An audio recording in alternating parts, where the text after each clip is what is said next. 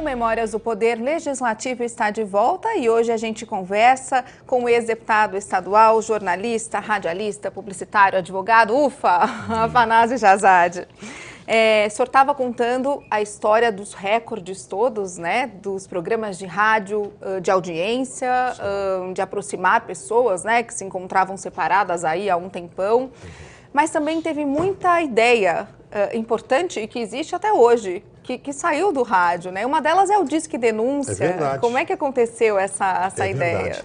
Bom, o meu programa era policial e acompanhando o trabalho da polícia, a gente percebia a dificuldade que eles tinham em conseguir testemunhas quando um crime acontecia numa favela, numa habitação coletiva, enfim. Mas a gente sabia, bom, aconteceu num determinado... Muita gente viu, muita gente presenciou, mas com medo as pessoas não se prestavam a dar informação. Então, e outra, se você ligasse naquela ocasião, 1980, por aí, para uma delegacia de polícia, eles pediam qual é o seu nome, o seu número de RG, tinha tudo isso. Tinha que se identificar, então. Tinha que se identificar. Não, sem se identificar não vale. E eu sempre fui contra isso. Falei, não, espera um pouquinho, tem que ajudar, tem que colaborar. E eu passei a pedir a essas pessoas, quando visse um crime, onde é que tem uma boca de fumo, quem é o traficante, que ligassem para a minha produção, para a rádio, e dessem o apelido da pessoa, a placa do carro que está traficando, enfim. E quando havia um assassinato, principalmente crime de morte, não é? Poxa, se alguém sabe quem matou, por quê, me passe alguma dica, eu repasso para a polícia e depois a polícia sabe como chegar à autoria. E isso deu certo. Nessas colaborações, em um único mês, nós ajudamos a Delegacia de Homicídios aqui da capital a resolver, a esclarecer 19 assassinatos misteriosos. Então, estava consagrado o Disque Denúncia. Estava consagrado. Então, a partir da... veja só, eu enfrentei uma batalha, porque aqueles defensores de bandidos, protetores de marginais, parcela da Igreja Católica, direitos humanos, meteram o pau em mim, até me processaram. Eu, num determinado momento, eu cheguei a ser processado, eu cheguei a ser o terceiro mais processado do Brasil. Mais um recorde aí, meu Deus. O primeiro era o Hélio Fernandes, da Tribuna de Imprensa do Rio de Janeiro, depois Júlio Mesquita, diretor do Estadão, e o terceiro eu. Puxa. Mas eram aqueles processos intimidatórios, entende?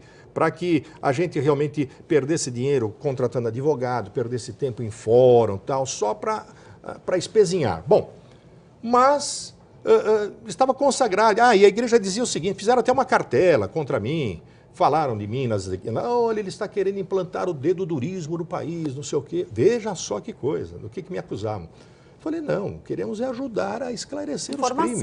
Informação. Então, veja só que eles estavam errados, nós estávamos certos. Então, hoje, a polícia, isso em todo o país, 90% dos casos que a polícia atende e investiga é graças ao Disque Denúncia. O senhor sofreu ameaça também de bandido, perseguição? Uma coleção. Ameaça de morte? Fui alvo também de atentado, certa vez, com o carro da rádio, né? Mas isso é inerente à profissão, sei lá. Isso não nos intimidava a ponto de parar de trabalhar. Claro, se você falar, não tinha medo, claro, a gente tinha receio, né? Mas nunca pensou em minha vida vale mais, vou parar com isso? Não, isso nunca. Eu pensava o seguinte, é sinal de que nós estamos incomodando, é sinal de que nós estamos na trilha certa, né? E continuei aqui mesmo na Assembleia, quando presidia a CPI do crime organizado, nós enfrentamos aí uma batalha terrível. Eu presidi a CPI durante 4 anos. Eu prendi, aqui dentro da Assembleia Legislativa, prendi em flagrante um capitão da Polícia Militar. Bandido, assaltante, ladrão de cargas. Ele estava prestando depoimento na CPI. O coronel, o finado, o saudoso coronel e deputado Ubiratã Guimarães estava fazendo o questionamento. E ele mentia de forma debochada. E ele estava como testemunha, e como testemunha ele não poderia mentir. Aí eu dei-lhe voz de prisão em flagrante. Apenas pedi que a Polícia Militar não o algemasse ali no recinto da CPI. Ele foi algemado fora Ele era major, estava inclusive, era capitão, estava com a sua promoção a major na mesa do governador para ser assinada. Ele foi preso, ele foi demitido a bem do serviço público e depois de 2 meses ele foi preso pelo DEIC com outro carro roubado na Zona Norte. Meu Deus. Capitão, ex-capitão Cleodir Fioravante Nardo, bandidaço, foi preso aqui. E fizemos também várias diligências, né? Muitas audiências pelo interior e mais, denunciamos o início do PCC, a organização do primeiro comando da capital. Comuniquei ao governador da época, Mário Covas. Isso ele dizia que estava 90... tudo... Isso foi... meio da década de 90, por aí? 97. Tanto que... Já existia facção, então, criminosa dentro dos presídios? Sim, ela começou mais ou menos em 83. Em 83, nós avisamos, a coisa foi evoluindo. O jornal Estado de São Paulo, um determinado dia, trouxe uma fotografia de uma rebelião e a fotografia da bandeira do PCC, 1533. Eu fui falar com o governador, falei, olha, eles estão se organizando, é um bando. Quem é uma era o governador? Deputado? Mário Covas. E ele falou, não, isso é bandeira de escola de samba. Aí falei com o secretário de Assuntos Penitenciários. Ele disse que estava tudo sob controle, que a imprensa era muito escandalosa, e eu também, por ser repórter, me deixava levar. Tudo bem. Bem, eu estou numa sessão da CPI, quando a repórter Fátima Souza, na época ela trabalhava na TV Bandeirantes, me trouxe o Estatuto de Formação do PCC. Ela me trouxe, mas eu não tive como ler aquilo na hora, não é? Depois, passada a sessão da CPI, no meu gabinete, analisei aquilo, liguei para o secretário novamente. E ele falou, está tudo sob controle, não tem problema algum. Aí eu fiz publicar, como requerimento de informação, no Diário Oficial, aquele estatuto de criação do PCC, com várias indagações, vários questionamentos. Isso então, para ficar registrado que o senhor tinha levantado. Então, o que acontece? O primeiro comando da capital talvez seja a única organização criminosa no planeta que tem o seu estatuto publicado em Diário Oficial. Foi publicado no Diário Oficial do dia 15 de maio de 97 e repetido no dia 17, porque saiu com um erro de português. E aí acreditaram? Bom, não, aí o que acontece? Fui falar outra vez com o governador, levei para ele aquilo, e aquilo era um manuscrito, era um estatuto feito à mão. Ele falou, com tanto erro de português, tá falando, mas governador, o senhor queria que eles contratassem o Miguel Reale para escrever o estatuto deles? Então veja a cabeça dessa gente. E não deram pelota, não deram bola. E olha só no que se transformou o pequeno ou nada, para tudo sob controle, PCC. Deputado, deixa eu só voltar um pouquinho no tempo, o senhor contou já da atuação aqui. Eu queria saber como é que aconteceu essa migração do rádio para a Assembleia Legislativa. Como é que foi essa ideia de se candidatar? Viviane, não foi ideia, foi um acidente, um incidente. De percurso. Foi um cumprimento de palavra da minha parte. Vou explicar rapidinho. A Rádio Capital, eu estava na Rádio Capital. A Rádio Capital aniversaria no dia 25 de janeiro, aniversário da cidade de São Paulo. E todo ano ela fazia um grande show no Ibirapuera. E em 1986, ela fez esse show. Eu não era conhecido de ninguém, mesmo porque dos meus contratos de rádio, tanto da Rádio Globo, né, numa determinada época, e depois na Capital, eu era proibido de colocar fotografia, tal, para preservar a imagem, essa coisa toda. Uma voz conhecidíssima, a imagem não. E naquele dia eu fui assistir o show, então eu estava no meio do povão lá assistindo lá o show sertanejo, essa coisa toda. De repente aparece lá o ministro de Relações Exteriores, Olavo Setúbal. Ele, eu não sei, parece que quando ele era prefeito, que foi inaugurada a Rádio Capital, e todo ano ele ia cumprimentar o pessoal, essa coisa toda. E naquele ano era um ano especial, porque ele era também pré-candidato ao governo do Estado. Aí ele foi anunciado. Ele foi anunciado naquele show artístico, né? Subiu ao palanque não, ao palco, não é, lá no Ibirapuera. Mas ele levou uma consagradora vaia. Ai, meu Deus. Uma vaia, imagine lá 30, 40 mil, não sei quantos cabem lá, vaiando. Porque ele interrompeu lá o show. O show.